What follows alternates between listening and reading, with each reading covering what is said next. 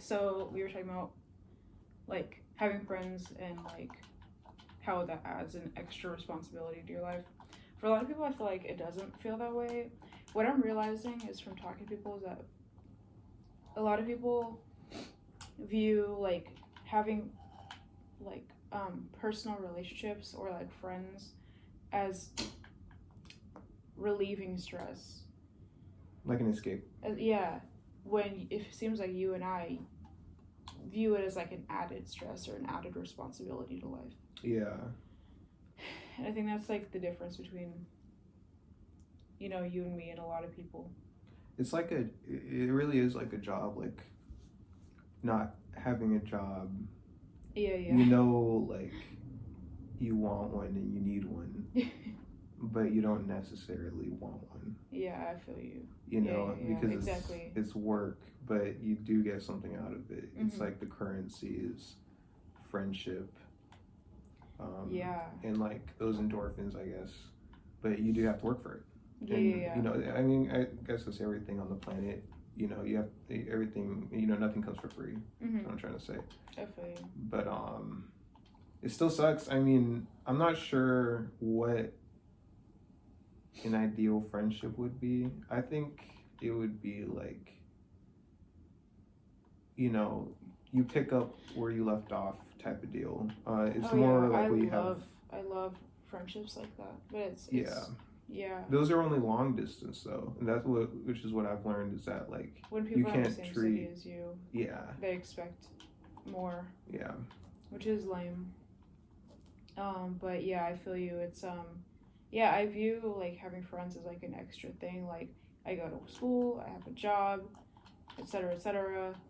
You know, I have friends, and I'm not always ready for that. Like for the past like what has it been like 2-3 years, I haven't been okay with that or ready for it.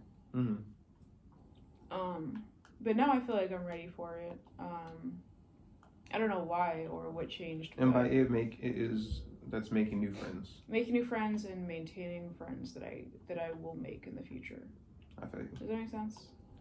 Yeah, it's interesting that you, because for me, like, I'm gonna set the standard for my new friends that I'm not gonna be like the normal, you know, like I'm not gonna text you a lot, maybe send you a meme every once in a while, but like let's just hang out when we can hang out. And like, why even text? Like I don't know, I think there's just different kinds of people. I also have like made kind of an effort to disconnect from my phone in the past, and so like I try to value human interaction more, and I feel like I'm wasting human interaction, wasting like almost conversations when I text someone for too long. I feel you're bringing up so many good topics, but yeah, I feel you. Yeah, I always respect people that like are really fully themselves and like put what their needs are out there. Mm-hmm. When they first start, you know, being friends with someone or talking to someone, you know, saying like, this is what I can do or what I can give you. Mm-hmm.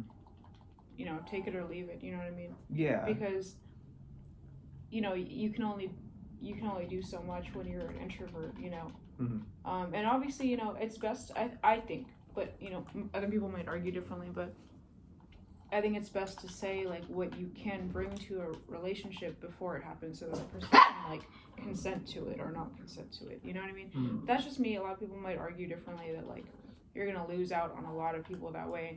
And when you put your best foot forward when you meet someone and don't tell them all the fucked up shit, they might accept that stuff later when they might not have accepted it in the beginning, you know, because they get to know you and they know that the relationship is worth it. Yeah. You know, otherwise. You feel me? I feel you.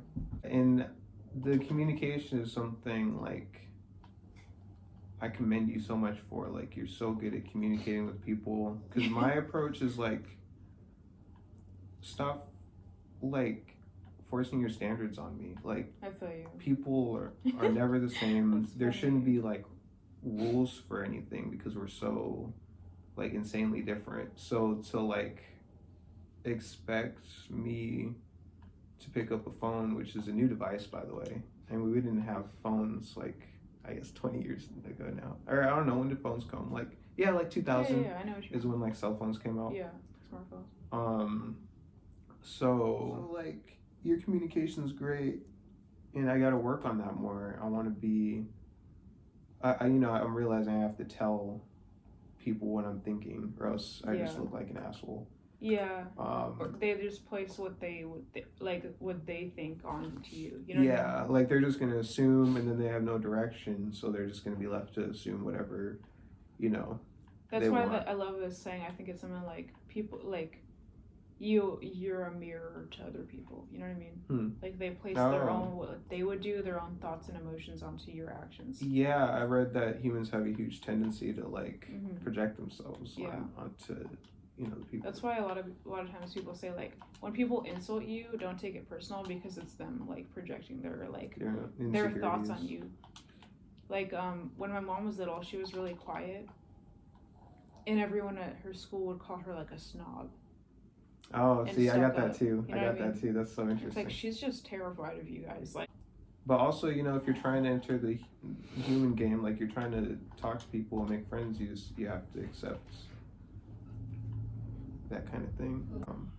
But yeah, I totally feel what you're saying. But the thing is, like, you also have your own standards for relationships. You know what I mean? And it's everyone does, and you just have to kind of like vocalize them early on to make sure that everyone's on the same page, so you can like decide whether it's not worth it for you. Because as much as you might hate other people that have high standards and they force them on you, I mean, you also have your own standards that you put on people without realizing. Oh yeah, that's true, and it's good to acknowledge that.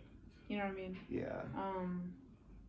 I mean, your standard is to not talk much, and when other people want to talk a lot, that bothers you. You know what I mean? I feel you. So yeah, it's kind of a human really thing,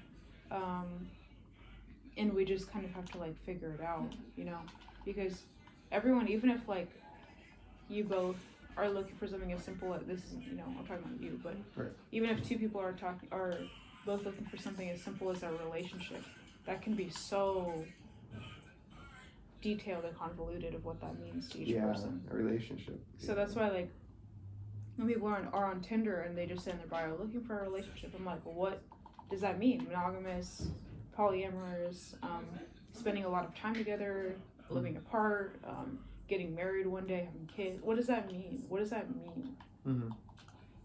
Like, what does that mean? What, like, I don't know. It's so, humans are so complicated, and even it's so it's such a risk getting to a friendship or even a relationship, because it just alters the course of your life, and even if like you agree on what you want in the beginning, it can change, and that can cause a lot of pain,